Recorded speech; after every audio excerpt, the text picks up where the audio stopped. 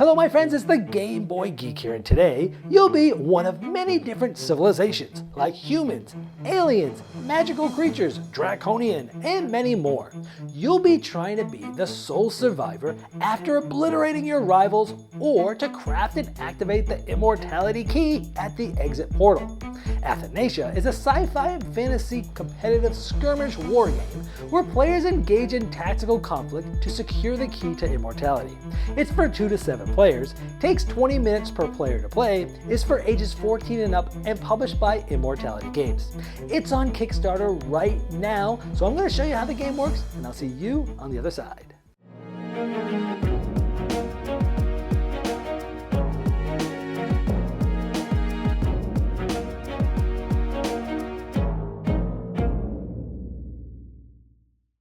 This is a Kickstarter preview, so all the art and components you see here are prototype. They're not final. You're going to want to check the Kickstarter link in the description of this video to see all the most up-to-date art and components.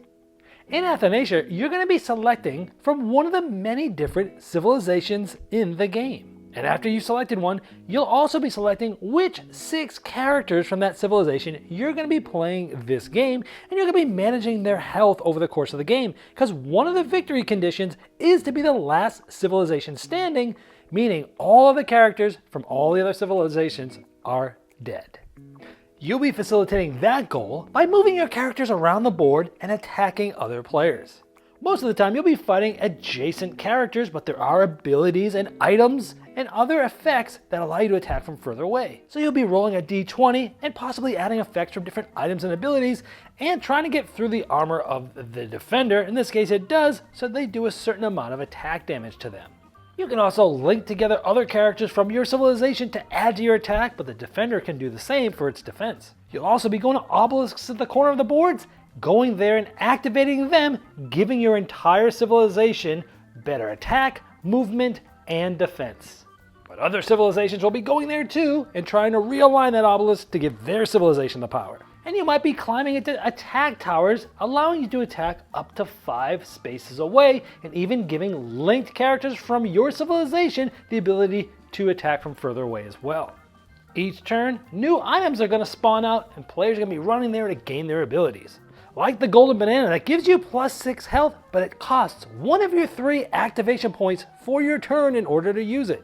Now, even though players are on the main board, you can go through portals, taking you to your civilization's base, where you might be able to drop some of these items to the power amplifier, giving every single character in your civilization the ability to activate that item. But you have to watch out, because other players' characters can come through that portal as well to come in and attack you or even steal that item. So on your turn, you're moving up to all of your characters up to their specific movement number, and it's very flexible. You can move one character a little, then another one, do some actions, come back here. It's very flexible between movement and actions, but you do only get 3 activation points per turn, and each character can only use 1 of them up. So at most, you're activating 1 character to do something, but all of them can move. Now I told you one way to win is to be the last civilization standing. However, there are 2 special items that if you're able to go to these spots and bring those items there and place them there, like the Philosopher's Stone or the Antimatter, once both of those are there, you'll be able to create the Immortality Key.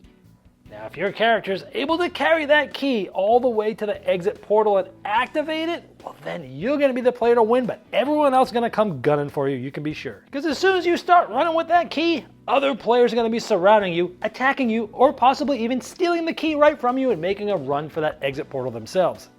But you're also using abilities from your characters. Some are passive, like getting less than 1 damage from rival attacks for all Siliconians within 3 tile radius from this character. Or maybe you'll be spending an activation point for a specific ability like roll a d20. If the roll is greater than 14, all linked Siliconians gain +4 health. There's many different items that might come up throughout the game that you're going to be trying to gather for their abilities, and I'm just going to show you some of these. Feel free to pause and read the abilities.